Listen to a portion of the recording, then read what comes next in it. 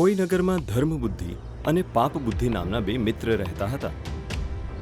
એકવાર પાપબુદ્ધિને વિચાર આવ્યો કે તે તો મૂર્ખ છે અને દરિદ્ર પણ. કેમ નહીં કોઈ દિવસ ધર્મબુદ્ધિને સાથે લઈને વિદેશ જઈએ? તેના પ્રભાવથી ધન કમાવીને પછી કોઈ દિવસ તેને પણ ફસાવીને બધું ધન હડપ કરી લેવાય.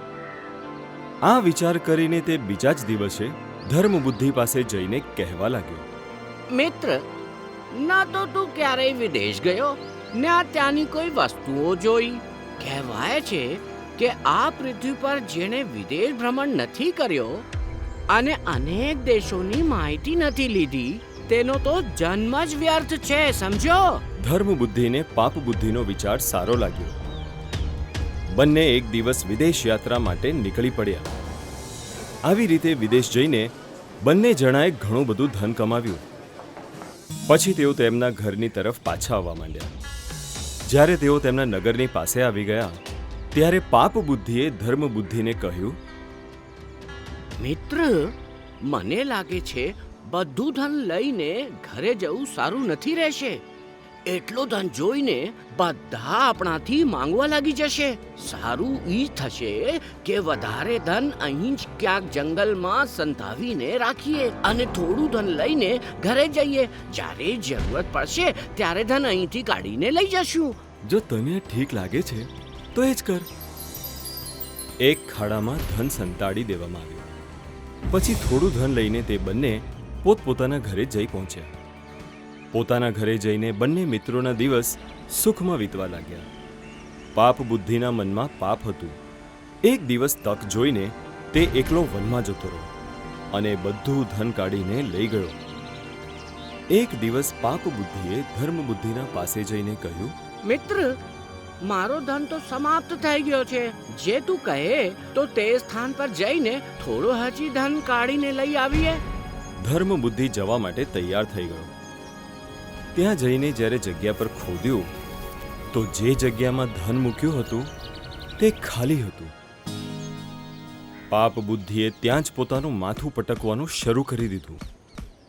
તેણે ધર્મ બુદ્ધિ પર આરોપ લગાવ્યો કે તેણે જ તે ધન ચોરી લીધું છે. નહીં તો તે જગ્યા પર તે ધન વિશે તેના સિવાય બીજું કોણ જાણતું હતું? તેણે કહ્યું, તું જે ધન લઈ ગયો છે તેનામાંથી અડધો ભાગ મને આપી દે. ધર્મ બુદ્ધિને આ સાંભળીને ખૂબ જ ગુસ્સો આવી ગયો. એણે કહ્યું, મારું નામ ધર્મ બુદ્ધિ છે. મારી સામે આવી વાતો ક્યારે પણ નહીં કરતો.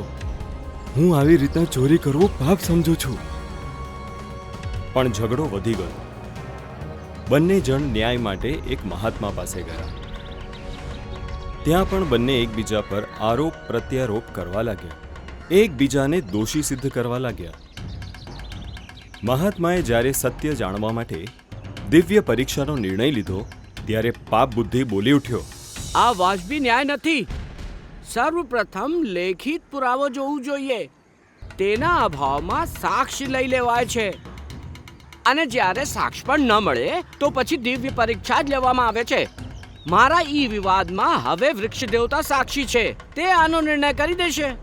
ઠીક છે, આપને એવું જ કરી લઈશું. આવી રીતે બીજે દિવસે સવારે તે વૃક્ષની પાસે જવાનો નિર્ણય લેવામાં આવ્યો.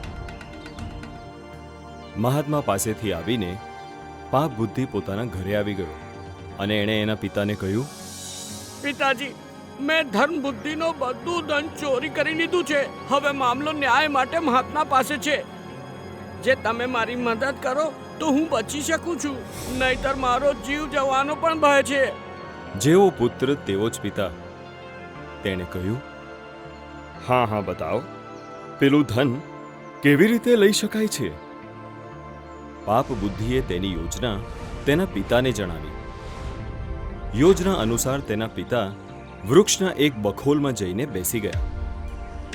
બીજા દિવસે સવારે પાપ બુદ્ધિ મહાત્મા અને ધર્મ બુદ્ધિને લઈને તે જગ્યા પર ગયો જ્યાં ધન પૂરવામાં આવ્યો હતો.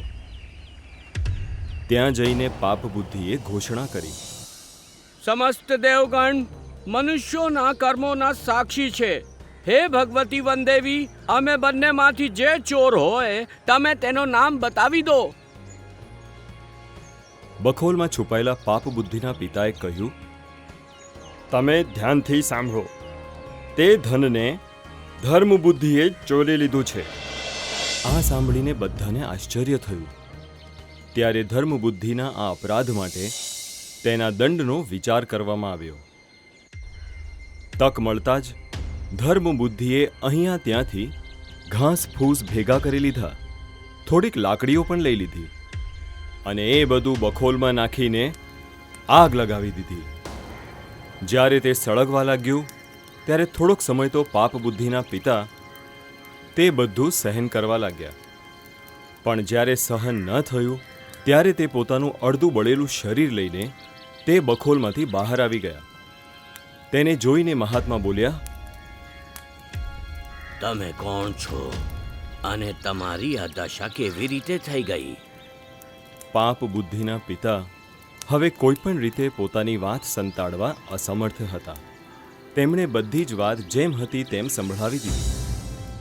મહાત્માએ જે દંડ વ્યવસ્થા પાપ બુદ્ધિ માટે નિશ્ચિત કરી હતી તે પાપ બુદ્ધિને આપીને તેને તે જ વૃક્ષ પર લટકાવી દીધું.